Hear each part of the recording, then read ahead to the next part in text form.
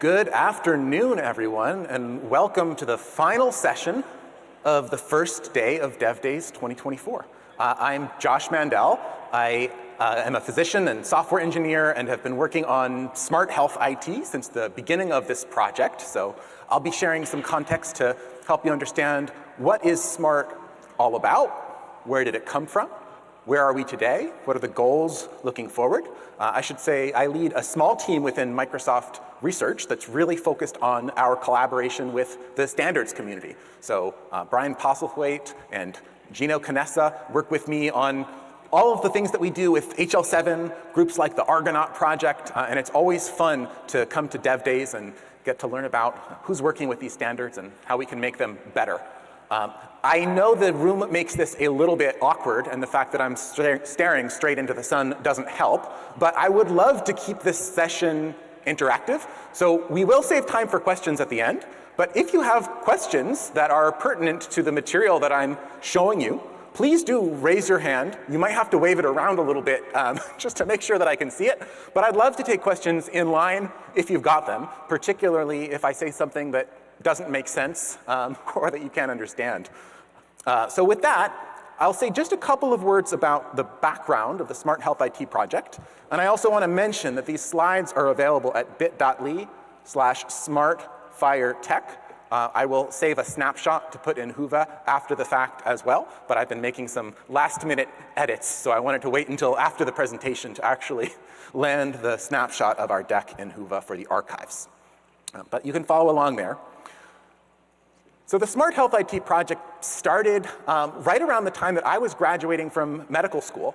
And as a med student, I found myself kind of trying to pry data out of EHRs to make it easier to visualize a patient's care history and present information for decision-making purposes on the hospital wards. And I realized that getting this information out was possible, but it was sometimes going against the design intent of the EHR creators. So it felt like almost trying to pry the system open and make something work by force. And I realized that there has to be a better way.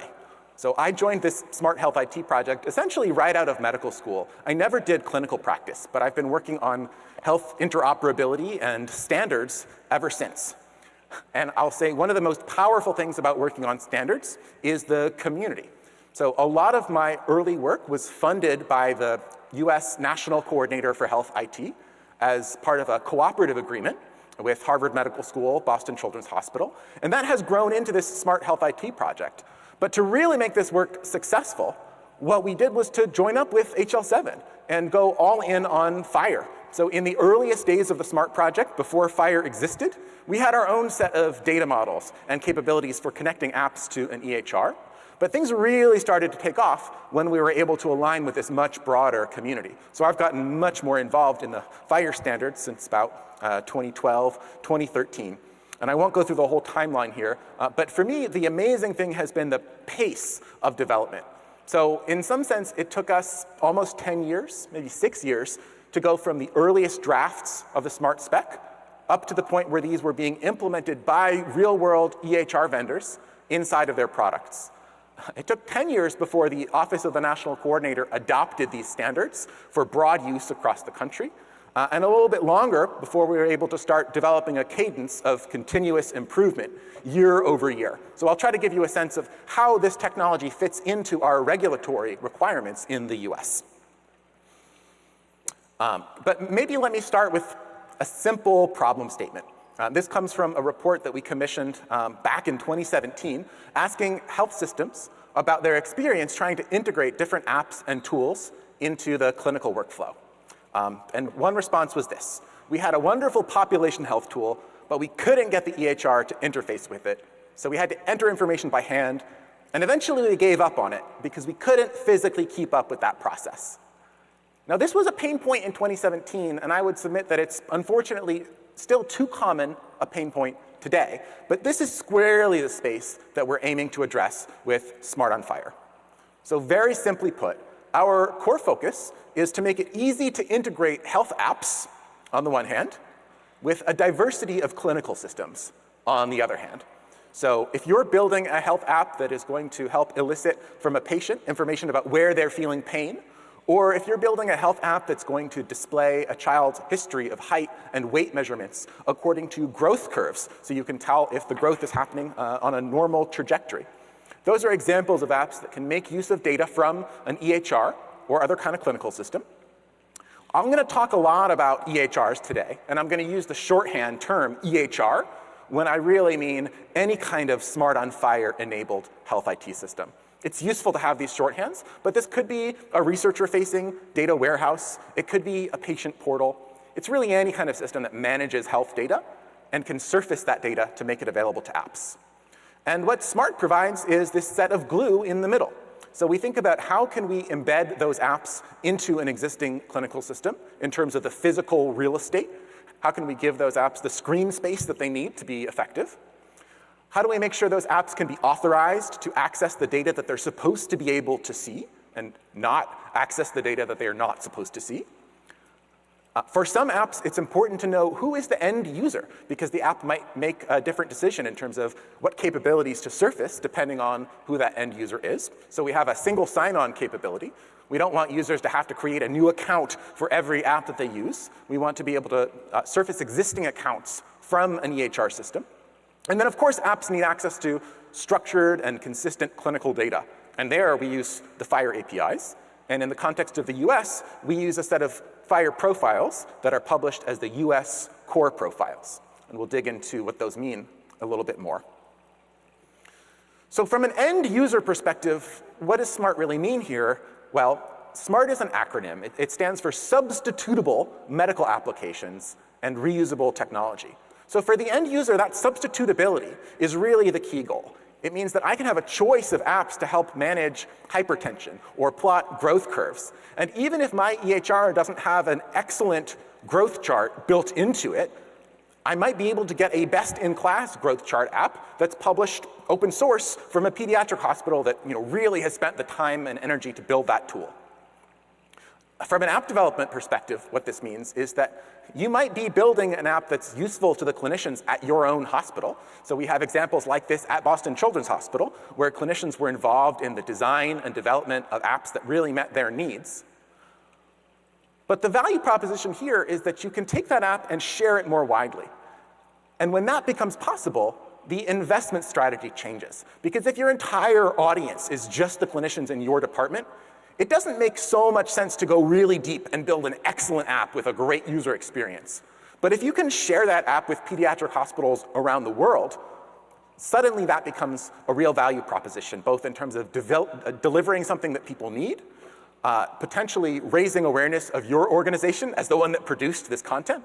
And maybe there are commercialization strategies there as well, although many of the apps that I'm most excited about have been open source apps that are developed in the open and that can take contributions from the wider world. But it really lowers the barrier to reuse of these apps. So under this design, modern EHRs become a platform. They handle some of the hardest details, like how do you persist state? How do you manage workflows within a clinical data system?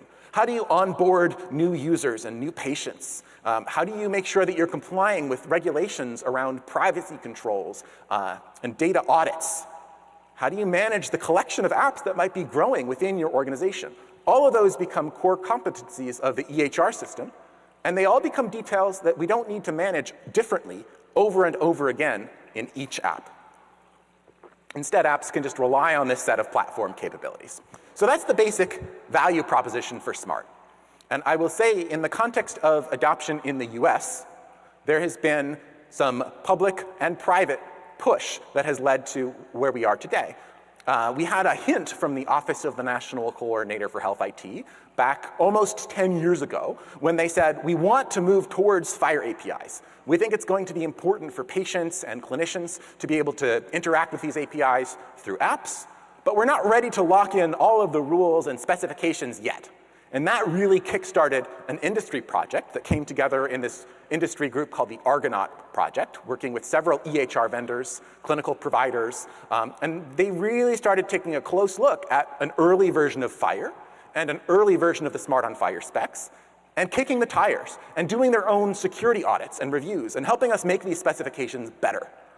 So that eventually, by the time we published a formal version of these specifications through HL7, They had already been implemented in production by real systems. We had some confidence that these specifications were solving a problem and that they were implementable in the real world. And those sound like very simple and obvious things that of course you would want to do before publishing a specification. But particularly at that time, those were not all common practices. It wasn't unusual to publish a spec and only then try to actually learn about whether the implementer community was able to adopt it successfully. So I think this was one of the early keys. And once we published that version, the Office of the National Coordinator in the US was able to latch onto it and say, okay, this is an industry consensus approach. It's been standardized. And now we can require every EHR product that has been certified to support those APIs. So that's been a real driver for use in the US. And I will say more broadly, there has been international focus on these capabilities as well. So there's a project called International Patient Access, which is looking at using these same core building blocks, the Smart on FHIR launch, which we'll talk about, in order to connect apps to EHR data, no matter what country the app or the data happens to be running in. So in the US, we have some excellent profiles called US Core that give you all the details about how to model a medication and a problem and an allergy. They'll tell you what coding systems to use and what properties are required for support and so forth.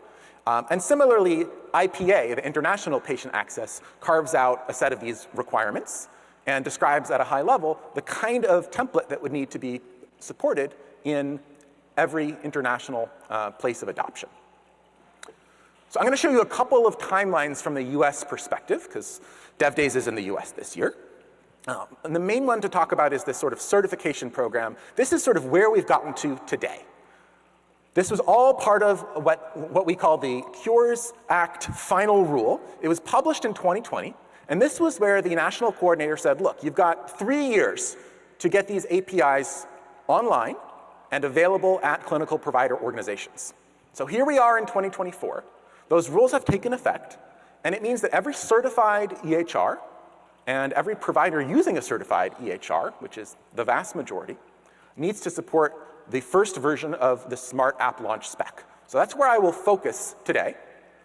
But if you want to learn what's new in the next release of Smart, so that's Smart 2.0 and 2.1 and 2.2, I'll be doing a session that's focused on those topics tomorrow morning. So that's kind of what's new or what's coming next in Smart.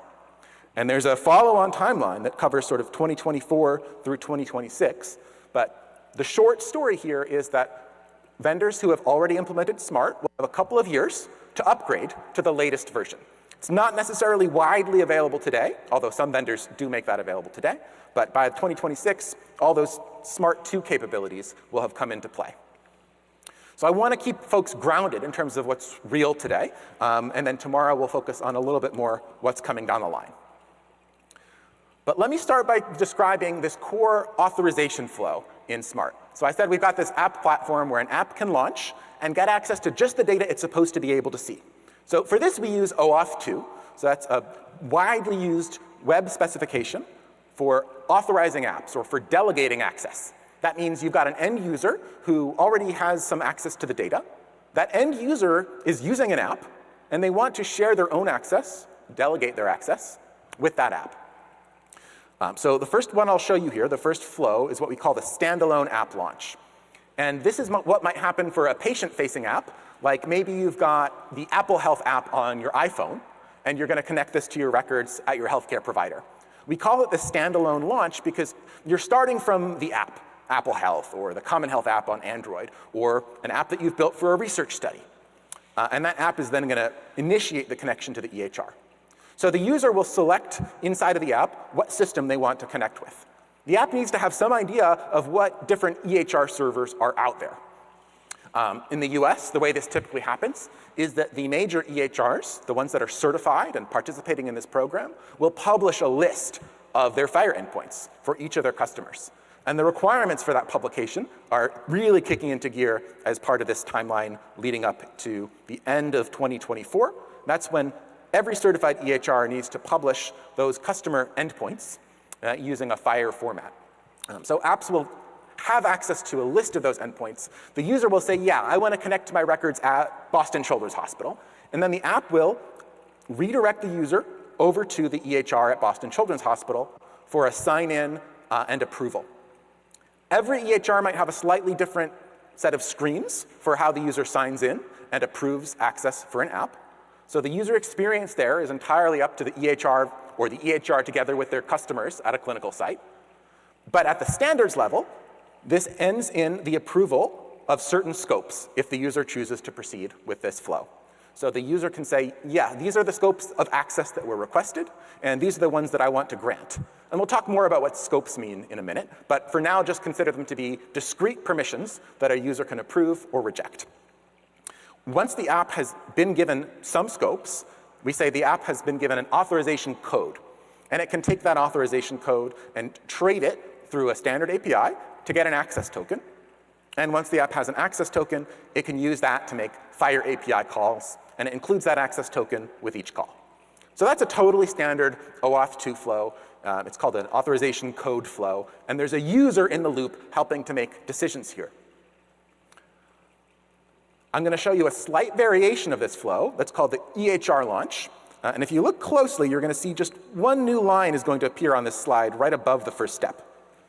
So the EHR launch has all the same steps I showed you, but instead of starting from an app on the user's phone or an app on the user's computer, the EHR launch starts from inside of the EHR. So this might be triggered when a clinician opens a patient's record and clicks on the growth chart tab that's displayed in their EHR. That could be the condition for triggering an EHR launch. And in that case, the EHR opens an inline frame or another browser context onto the app's launch URL. And then all these same steps proceed as I just described them. Although there is an important point here, which is the user-facing decisions. Typically what happens for an app that is integrated into a clinical workflow is that all of these steps will be fully automatic and the user doesn't really have to do anything. As long as they're already signed in, and as long as their organizational policy approves of sharing data with this app, we don't need to bother the clinician with, okay, sign in again, or okay, do you really want to share this data with this app that you've been using all day long? Those steps can typically be automated.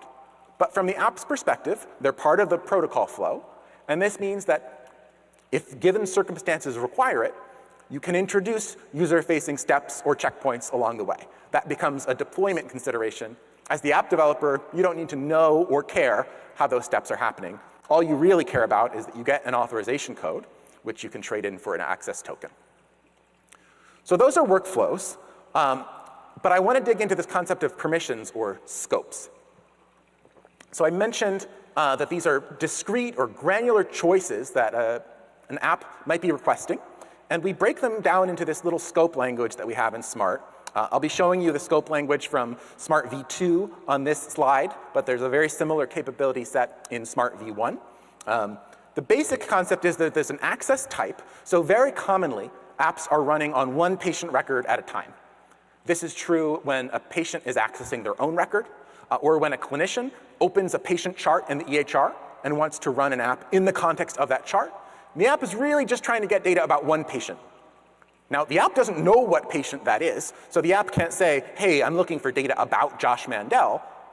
But this access type here, patient, is the app's way of saying, I need data about whatever patient is in context. And I'll need to learn that, but I only need one patient's worth of data.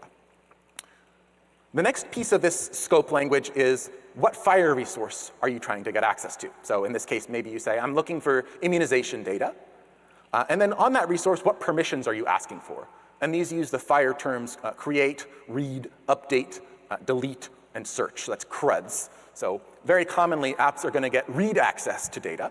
In fact, that's all that's regulated in the US. So the app might say it's asking for patient/immunization.rs. And that would provide read and search access to immunizations for the patient in context. So what can you do with this? Well, you can start to build up a more complex policy based on these granular scopes. So you might have an app that's going to be plotting a patient's growth chart, let's just say. And so the app needs to know how old that patient was. And in FHIR, that shows up in the patient resource. You can get the birth date from the patient. So this app might need to request access to read the patient resource. And then it might also need to read observation resources to get things like weights and heights.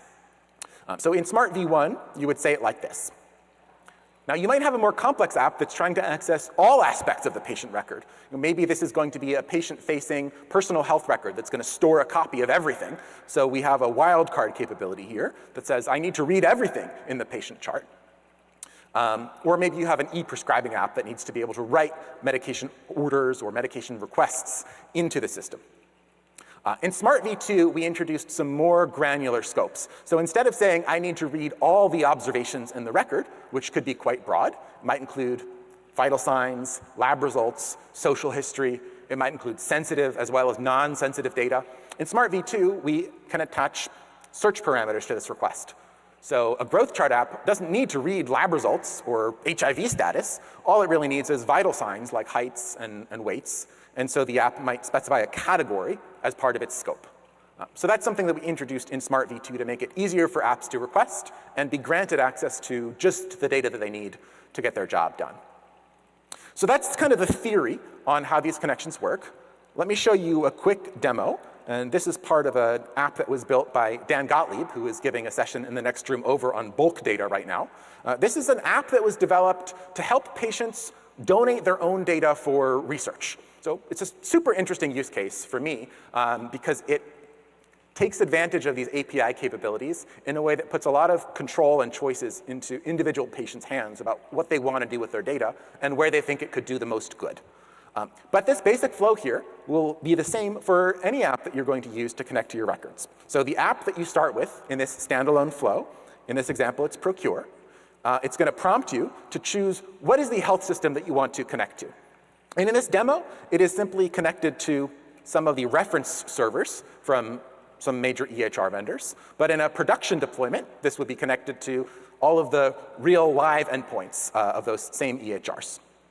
So I've chosen a sample endpoint from Epic. So this is Epic's patient access test instance. And Epic provides some sample patients that you can use to sign in here. So I'm going to sign in as a user called FHIR Camilla. And the password is publicly published. I think it's Epic1 if you want to try this at home. And this is the flow that Epic has built and configured inside of their sandbox. So as I mentioned earlier, the details of this user experience will vary vendor by vendor. But by the time I get to the end of this flow, my app is going to receive an authorization code in a standard way. So the way that Epic has surfaced this, there's two steps. What they first do is they present to the user some information about the app and how the app works and what the app's developer has asserted the app is going to do. So this is self-reported information that Epic requests from apps at registration time. And they show that the answers to those questions to the user. So as a patient, I can see that this app has been developed by Central Square Solutions, which is Dan's consultancy. And Dan has indicated that this app is not going to sell my data, and it's not going to use my data to gain insights about my family, and it's not going to store my health data. So great, I'm comfortable with that. I want to proceed. Now I'm given a set of choices about what data I want to share. And these correspond to the scopes that we talked about earlier. So I might choose to share certain categories of data, but maybe I'm not interested in sharing information about any implants I might have, so I could choose not to share certain categories of data. And by the end of this flow, I can permit access. The way this is currently configured, Procure will get access to my data for 1 hour, and then its access will be revoked. But an important capability that is required in the US is that if patients want to, they can share data with their app for the longer term. That's something called offline access. This allows apps to continue accessing their record even when the patient is no longer online to supervise it. But in this case, I'm going to approve access. That sends me back to Procure. And now we're back on the totally standardized flow here. Procure has received an authorization code. It traded it in for an access token. And then it's used that access token to go ahead and query all of the data from that Epic FHIR server. So that's the standardized flow. Under the hood, Procure will let you explore and see exactly what resources were downloaded from the FHIR server. So if you want to try this out on your own, you can go and see in great detail everything that's here. And Procure also lets you download the data in a zip file or upload the data to a GitHub repository. And if you're interested in getting a sense of what those sorts of data look like, I have a repository called My Health Data. And this has my export. This is great. Let's review my two-factor settings. Pretty happy with all those for now. Maybe we'll remind those later.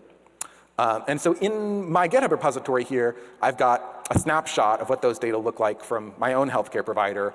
And I can see, for example, each of the bundles of resources that was returned from that Epic server. So if you want to see what some real life data look like, this is another resource that you can check out along the way. That's what it feels like to launch an app and connect it to a provider organization from a patient's perspective. I will show you some other demos that hint at what this looks like from a provider perspective, but it's mostly automated. It mostly just feels like something that is appearing inside of your EHR at the point in the workflow when you need it. So there's not actually a lot of mechanics to show in terms of the user experience for it.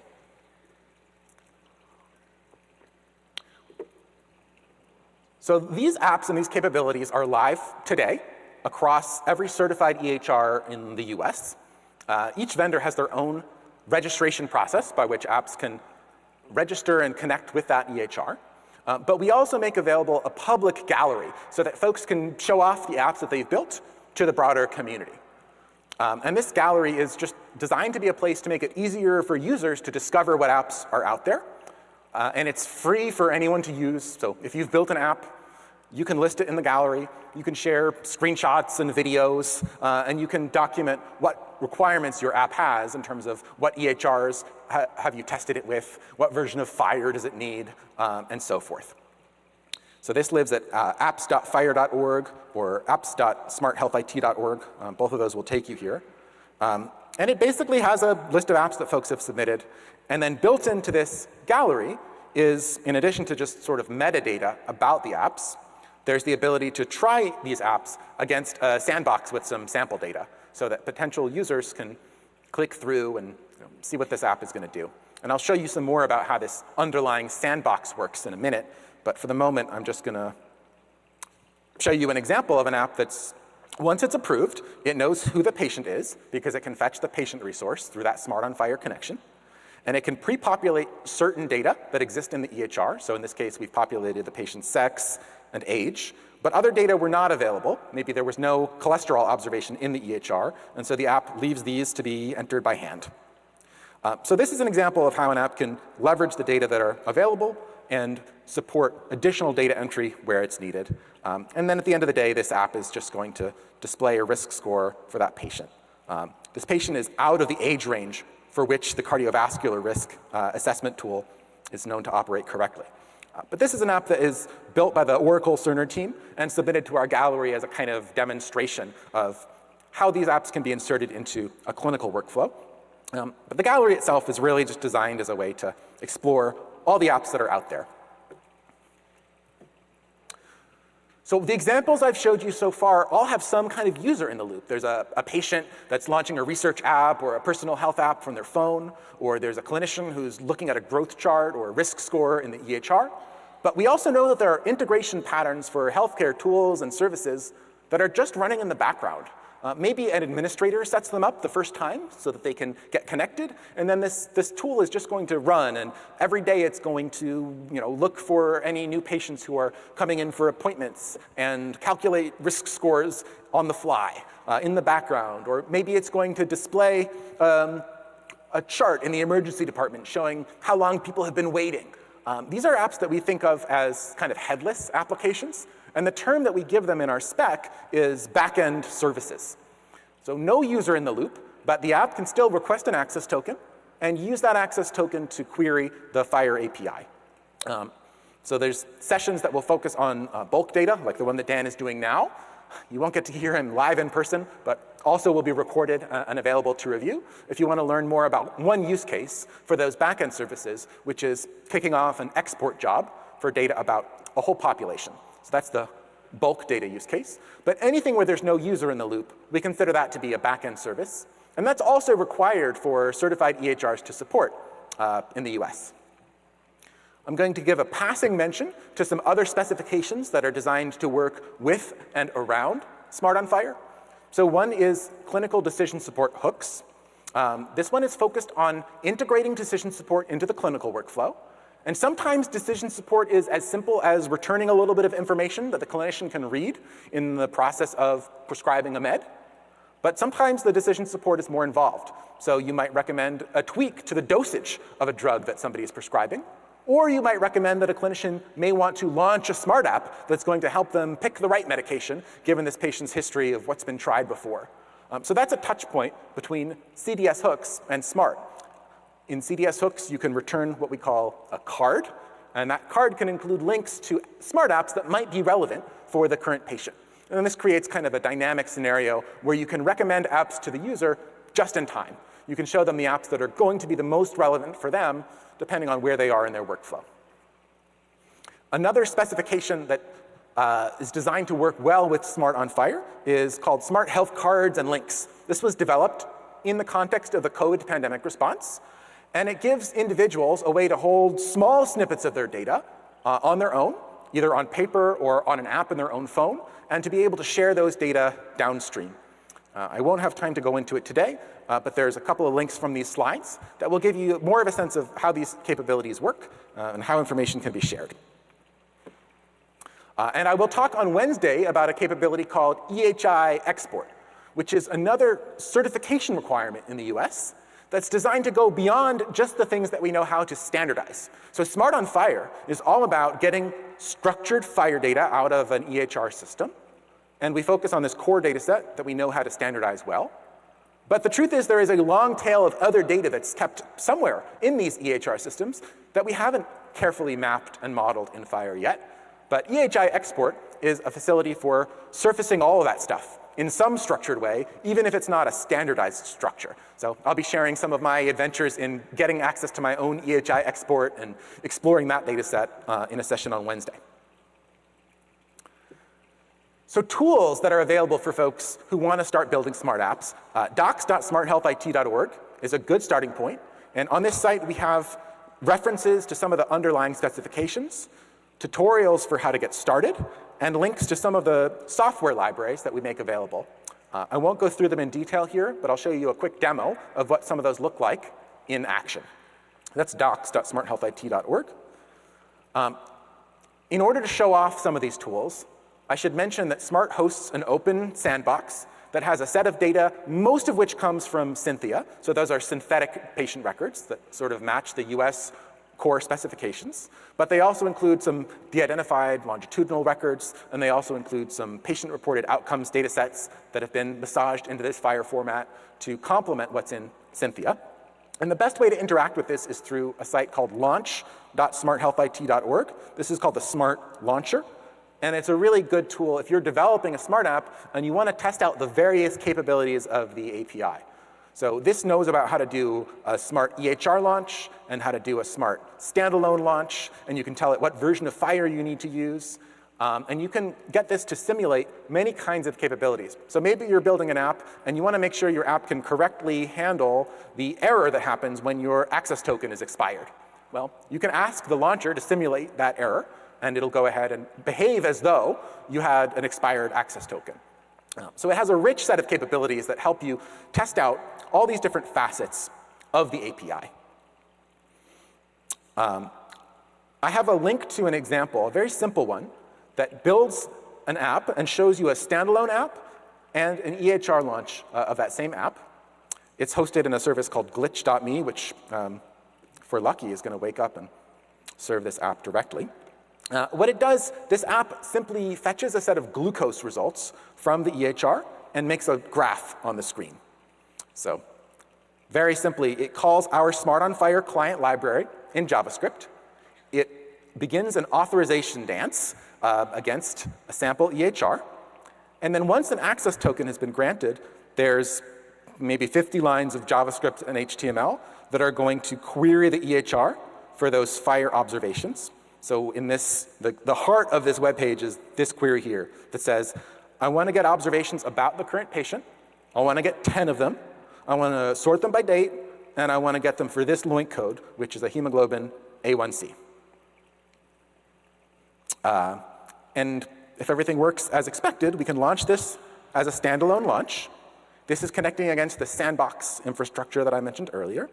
And the app will be able to fetch a list of these A1Cs and make a plot. So this is 50 lines of JavaScript and HTML that take you through the process of writing an app and using our Smart on FHIR client library to authorize and then send queries to the EHR.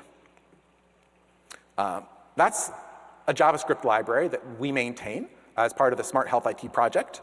But there are many libraries for working with FHIR and Smart on FHIR in a variety of languages. We try to link to them from the Smart documentation site. And most of them have a channel on the FHIR chat site devoted to those languages. So .NET and Java and JavaScript all have good active participation in the communities there. Last thing I'll mention, I showed you the Smart Launcher as one place that you can test your apps. And I made reference to the Epic Sandbox, where you can test out apps. But each of the large EHR vendors has some kind of a sandbox or development environment where you can connect and test out your apps. And the best recommendation is to try all of these. If you're building an app, pick out a couple and integrate your app with both of them. Our goal here, our dream, is just this plug-and-play interoperability where you write your app once and it runs perfectly everywhere. But the truth is that's unlikely to happen right out of the box. The FHIR API offers a lot of customization and flexibility. And as an app developer, typically the way you learn about this stuff is by encountering new issues. So try a new sandbox, and you realize, oh yeah, there's one more thing I need to check for in my client code. After you do that a few times, you'll start getting a handle on where that variability exists and how you can account for it in your apps. But I want to be pretty transparent about this. If you've only ever tested your app in one place, you should be ready to be surprised when you try it at the next place. You want to test early and often against many different endpoints. And the federal government in the US manages this site for Certified Product List, CHPL, where you can learn about the sandbox environments for every certified EHR that exists. So that's a good entry point into the process. So with that, I'll wrap up. I know I invited on-the-fly questions. I didn't see anyone raise hands during the presentation, but I see at least one now. So please do ask questions, share comments, and I've got a QR here if you want to share feedback for this talk afterwards. That really does help me shape future talks. But I think there's a question in the back. Hi. I actually have a lot of questions, but I will choose one that might interest the others, and I will catch you later for the other questions. I'm consulting for the Israeli Ministry of Health. They're thinking about regulating access control, and they have a concept of information baskets. Let's just say that they're thinking about tagging resources in the security tag, and that way a patient can permit access to certain categories of data. And the question is, how would you go about assigning scopes if you need to also take into account that a date parameter is also, there should be a limit to how old the data is. So it's a combination of a security tag and a date parameter, which it might be different for each resource type. Yeah. So there is this wide and complex space of access policies that you might want to express. In Smart, we have this scope language that ties back to things that are written down in the FHIR resources themselves. So one potential answer to your question is, okay, if you're really materializing a tag in the resources, you can include in the Smart scope language a query parameter that's like _tag equals, and then just use the tags that you're inserting. And you can include an additional query parameter that's like last updated greater than a certain date. So in theory, you could push those predicates down into your Smart scopes. In practice, we tend to look for scopes that are going to be more widely applicable, particularly when we standardize these things for broad use. And there, oftentimes the scopes are things you can explain clearly to a patient. And sometimes there are additional underlying rules. You don't necessarily have to express everything in your scope language if you're in an environment where the systems themselves are responsible for managing some of that access control policy. So it's your choice how much you want to push into the scope language and how much you want to leave under the surface. All right. Thanks, Joshua. A wonderful talk. Is responsible party available in the Smart? I know this is a little bit new. The question is whether a responsible party is available? Yeah, the responsible parties on behalf of the member where they have the legal authority to. Good. So yes, I talked about examples of a patient-facing app where an individual is logging in and sharing their own data with an app. Under the hood, there's actually two separate concepts. There is which user is launching the app. So that could be the patient, but it also could be a designated representative, an authorized party, a responsible party in this example. And so you can communicate to the app, here is the user that launched the app, and separately, here is the patient whose data is being shared by that user. Those are two distinct concepts, and the app can learn about each of those separately.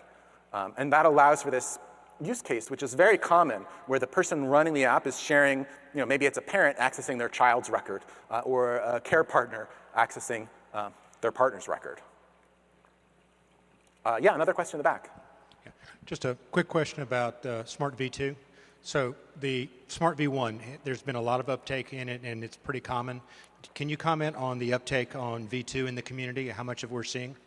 Yeah, so the specifications, Smart V1 and V2, are designed so that a server can support both of them. We recognize there's going to be a gradual changeover. The idea is when a client registers with a server, that client's going to pick. It's going to tell the server, hey, I'm going to act as a V2 client, or I'm going to act as a V1 client. So this allows for this asynchronous cutover.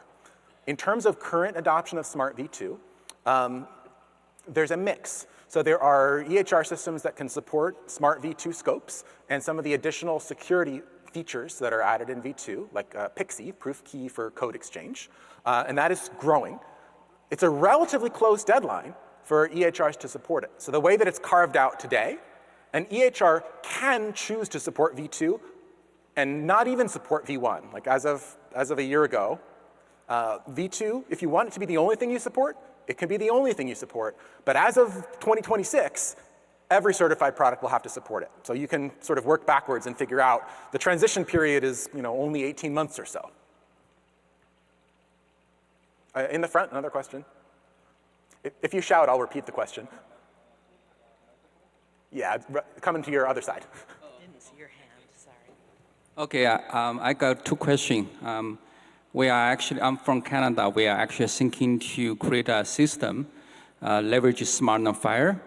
But I guess one question probably related to your third day, maybe the non-tail. The first question is like in the V2, you specify that the OpenID Connect is highly suggested or recommended. And Smart FHIR is based on OS2, right? So it is more addressed the authorization and not the identification. But I saw your the deck. You mentioned that even app logging, you get the ID token. But what I understand is like when you get the OS2, you only get the access token and a refresh token, but not the ID token. So Smart on FHIR profiles OAuth. It allows for two things. As an app developer, you can opt into one or the other or both.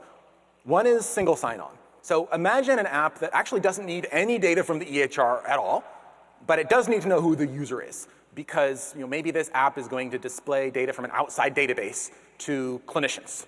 So that app can ask for scopes that we call OpenID and FHIR user. And that is going to give the app no access to resources in the EHR, except for telling the app who the end user is that's running. So that's an identity sign-in flow. That's OpenID Connect. Right.